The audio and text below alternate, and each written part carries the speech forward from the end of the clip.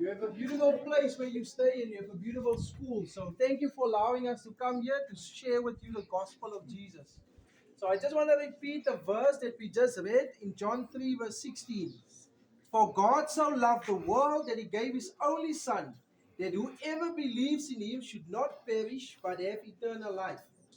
The Bible is clear on one thing, and that is that God loves you. He loves you regardless how old you are, where you're from, what language you speak, or who you are. God loves you. But God didn't just say, I love you. God actually proved his love to us. And he did this by Jesus dying on the cross for our sins. And the Bible says this happened so that we don't have to perish, but so that we can have eternal life.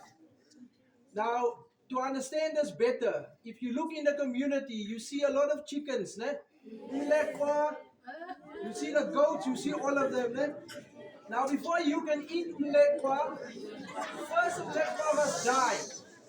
Before you can eat your meat, the animal must die so you can live. Now, Jesus had to die so that we can live forever, so that we can have eternal life. Now, this life is a very short one. You live for a few years, then you die. But after this life, there is the afterlife.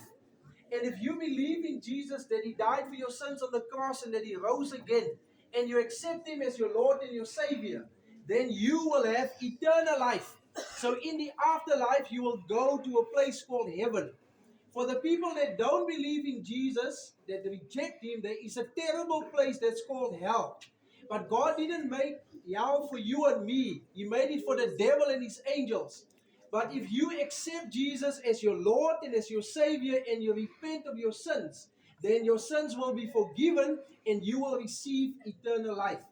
So this is the gospel message that we bring to you. The Bible that we're going to give you today is the most important book that you will ever receive.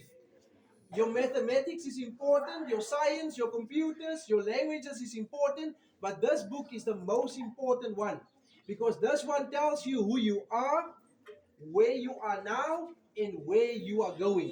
The Bible tells us who God is and what God wants you to be. So we're going to give this gift. You're going to put your name on it. It's your own personal property. And as you read this book, ask the Lord to open the pages of the Bible to make you to understand his word. God bless you and have a nice day.